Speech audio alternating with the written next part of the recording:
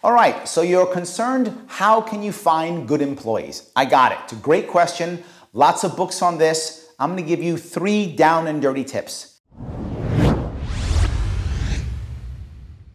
There are 3 things you have to be concerned about. The first one is figuring out actually who do you need. That's the first step.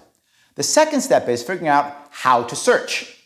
And the last step is how do you select the right person? Let's touch all 3. How do you figure out who do you need? Well, one of the most important things to realize is it's not necessarily about making more money. It could be, but often not. If you're a new business or a small business, the first step is getting more revenue. And if you've got more revenue, your next step is to focus on profit. Now, people think profit, that means I need more salespeople. Almost never. Almost always the right answer is find the right person to make you more efficient. If you can be more efficient, you will almost always get more profit and then be able to focus more and then hire more bodies. So focus on the people, particularly if you're new, on people that will make you more efficient, on tasks that you shouldn't be doing, on tasks that you're not good at, on tasks that suck you away from critical aspects. Who can take up that load? That's who you need. Great, you know who you need. All right, how do you search? Well, 2 things. First one is, if you know people who are good at whatever you're looking for, ask them. Very often, those people will know others who do something well, who act well, or they may be looking for a job. Maybe you can grab them. So ask people you know already. Network with those people who are already good at the tasks or the jobs you want to get done. That's option 1. Option 2, create a job listing, right? Post it someplace. Awesome. LinkedIn, Indeed, insert place here, right? Wherever the case may be. But here's the most important piece when you put a job listing out. It should not be just professional and what's required. It should also be what environment are they going to be in with some emotion. If you are going to actually have someone come in and do tasks that are repetitive, then say that. Must enjoy repetitive tasks that they can become more efficient at. If you're going to have someone come into a place where they're dealing with 10 different people at once and there's a lot of stuff, don't say, must be good multitasker. Everyone says that. No, must enjoy a very dynamic environment with lots of different things going on at the same time. Put that in your job listing. Does that sound tough? Of course it does, to someone who doesn't like that.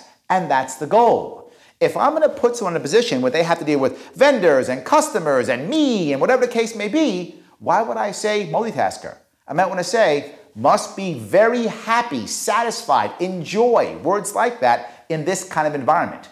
Well, Larry, some people are not going to want to, respond to that. Yes, good. I don't want you to have 200 resumes. I want you to have 20. If you are very open and honest about the environment the person is going to be in, the things they must deal with. If you're a tough boss, say, must be okay dealing with a tough boss. Say that, whatever it is. I want them to self-select. Yes, it makes your job a whole lot easier. So how do you go out there and search? Find the A players you already know, ask them, or put together a job listing with honest, emotional, environmental pieces within the actual job listing. All right, you've done that. Got some people to come in. How do you actually select? Well, a couple things. First one, obviously, interview. But here's the critical piece in the interview, particularly if you're a small business. If you're a small business, almost every time, fit is going to be more important than skill set.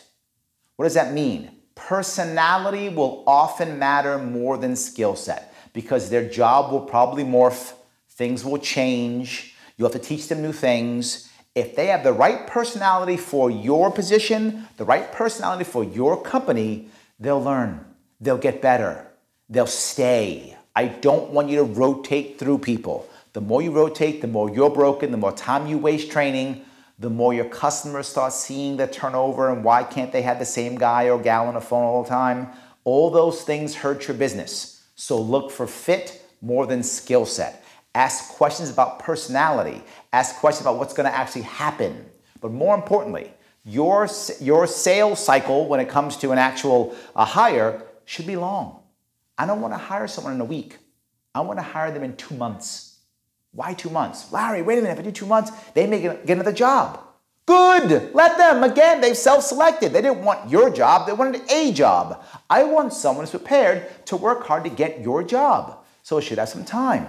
So make sure it's about the personality. It's about the fit. And that it takes some time to actually come aboard. That matters. Remember those 3 steps. First one, who do I need? Based upon efficiencies, right? Then, how do I search? Based upon emotion or people who are good. And then how do I select? Based heavily on fit with some time in between to make sure the person wants that job. Hope that was helpful. If you want a bunch more tips, click the link below.